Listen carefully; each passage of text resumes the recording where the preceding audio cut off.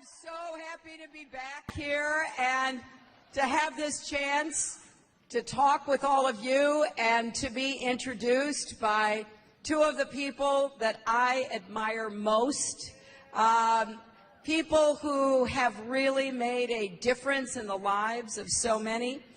I know everybody in Iowa understands that Tom and Ruth Harkin are as good as you can get. There isn't anybody better.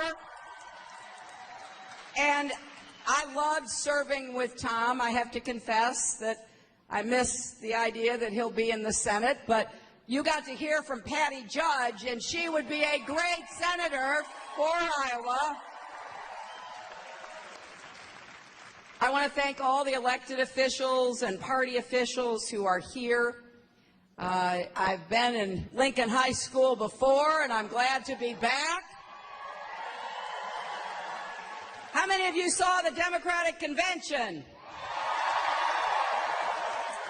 I'll tell you, I had just the greatest sense of joy and pride as Democrats took that stage, and not just elected officials and people running for office, but so many Americans who talked about their lives and what they had gone through and what they had accomplished. It was positive.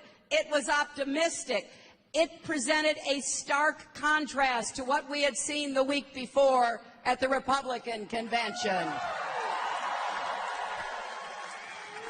And that's why in this campaign, I'm crossing the country to talk about what we can do to improve the lives of the vast majority of Americans, to create more opportunities for more people to live up to their own potential and to pursue the American dream.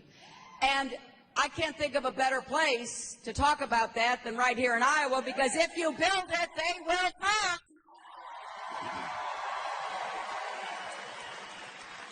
After the convention, my running mate and I, Tim Kaine, got on a bus.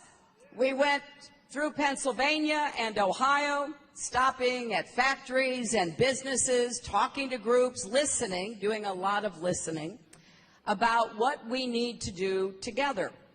And that's why I've rolled out specific plans about how to create more jobs, to get incomes rising. In the first 100 days of my administration, we will make the biggest investment in new jobs, good-paying jobs, since World War II.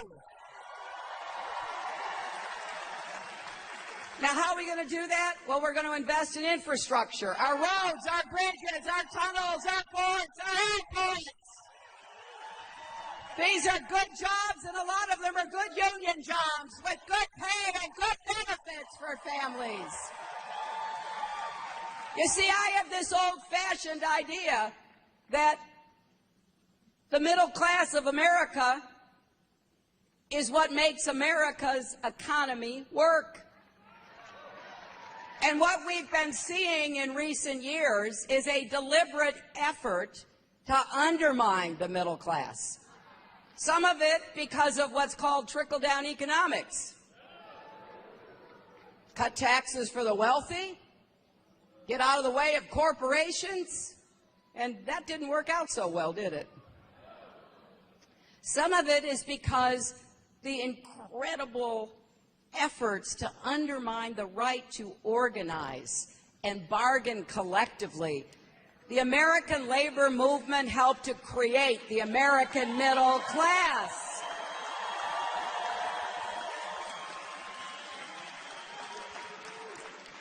So in addition to infrastructure that you can see,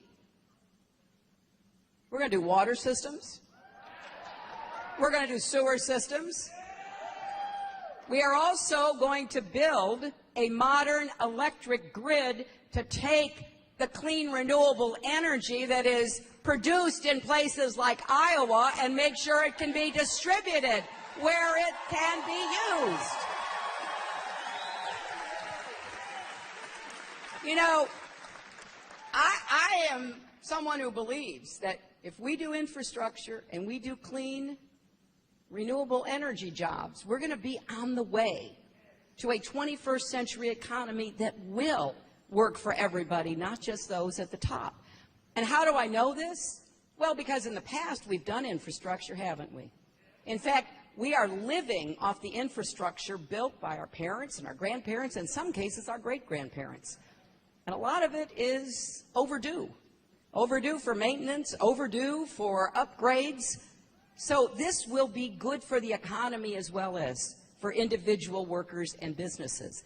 And how do I know about clean, renewable energy? Partly because I spent a lot of time in Iowa last year.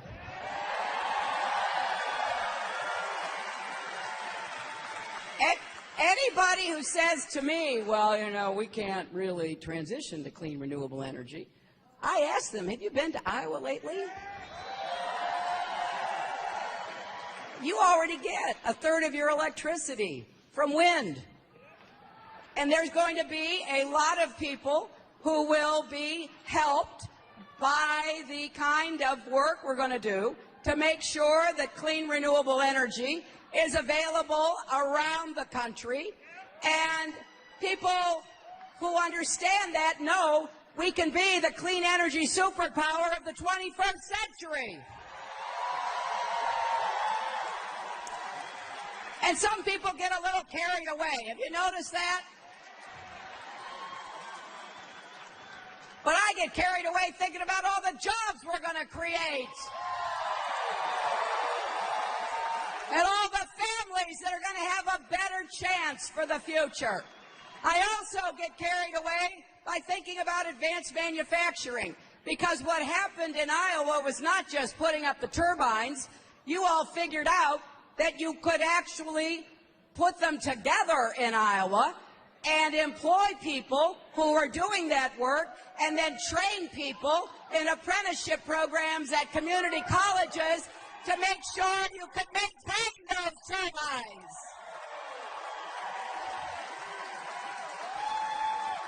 So the last time I checked, there are about 10,000 Iowans working in clean, renewable energy. The other thing we're going to do is help small businesses. I just came from visiting a great T-shirt company, Reagan, right? You've been there, Reagan? Met a young man from Iowa who started that company, employs about 50 people right here in Des Moines, has stores all across Iowa. I see another small businessman that I have gotten to know who's got his own bowling alley. Thank you so much.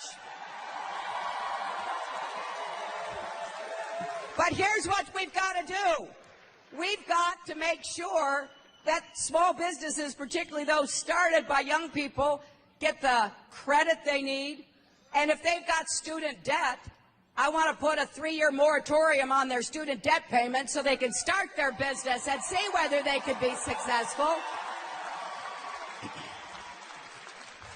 My dad was a small businessman, and I was really excited to see them making T-shirts on silk screens, because that's what my dad did on a bigger scale when he had a little print plant that printed drapery fabrics using silk screens. I used to help him from time to time.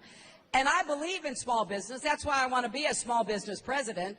And that's a big contrast with Donald Trump, who has spent his career stiffing small businesses, refusing to pay the bills. I don't know what would have happened in my family if after my dad had worked so hard, he showed up with the fabrics that he had printed for the drapes and they'd said, sorry, we're not paying you. Honestly, that is not how we do business in America. And so we're going to stand up for small business and help create more of them to create more good jobs here in Iowa and across America. We are also going to make the economy fairer. How are we going to do that? We're going to raise the national minimum wage so it's no longer a starvation wage.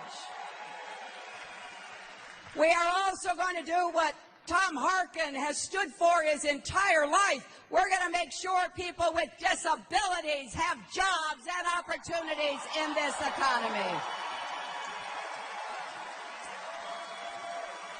And we're going to make sure that that women finally get equal pay for the work we do.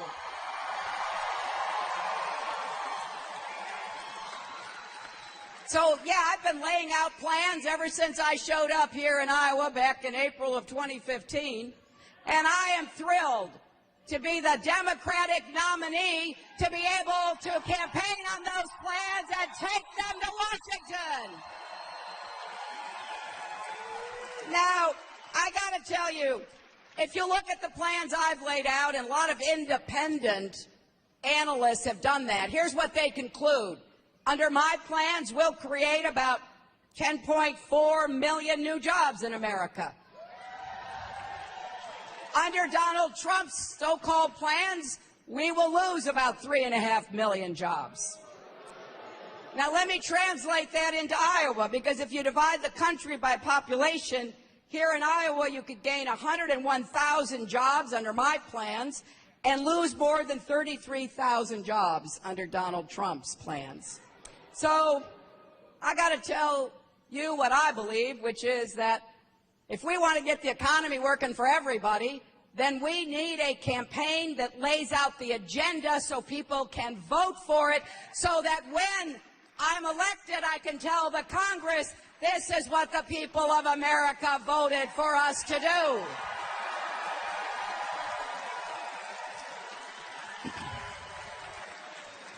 So I get pretty excited and pretty carried away, enthusiastic about what we can do, because we've done it before.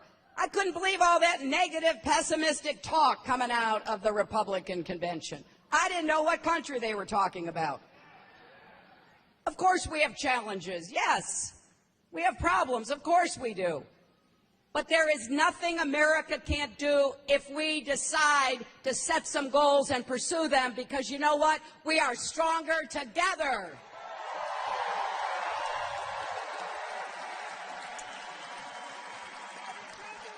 And let me say something about what I think is a critical difference between my opponent and myself. Words matter, my friends.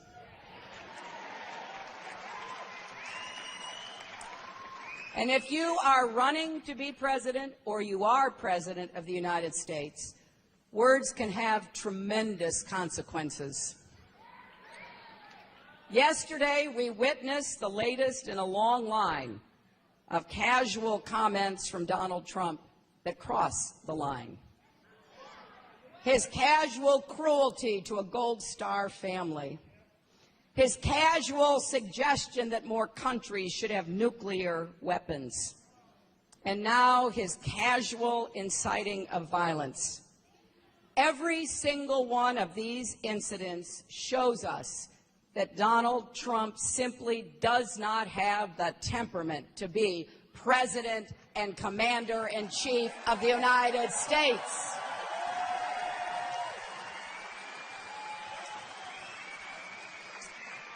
So the stakes have never been higher. I am humbled and moved by the Republicans who are willing to stand up and say that Donald Trump doesn't represent their values. Not only as Republicans, but as Americans. I have to tell you, I feel that same sense of responsibility. We may not agree on everything, but this is not a normal election. And I will work hard for the next 3 months to earn the support of anyone willing to put our country first.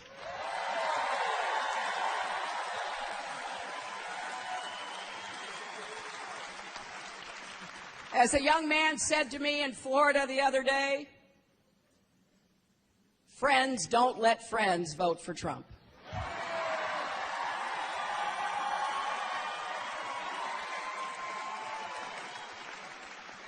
I also think Trump's belief that he alone can fix America's problems is so contrary to who we are as a nation. Our founders set up our country so that we had 3 branches of government that had to work together. We had the federal government, state and local governments that had to work together. And that's what we've done so successfully. And along comes Trump and basically says, I can do this alone. Well, what about the troops on the front lines who rely on each other and support each other? What about our law enforcement officers who rely on each other and support each other? What about our teachers and our educators who rely on each other and support each other? What about our doctors and our nurses who rely on each other and support each other? We know that we're stronger together because we've seen what happens when we work together. And that is exactly what we're going to do, to build on the progress that we've made, to set those goals and go after them together. But I can't do this without your help. I hope you will join this campaign. Please, join us. Join us by texting JOIN, J-O-I-N, to 47246 or go to HillaryClinton.com.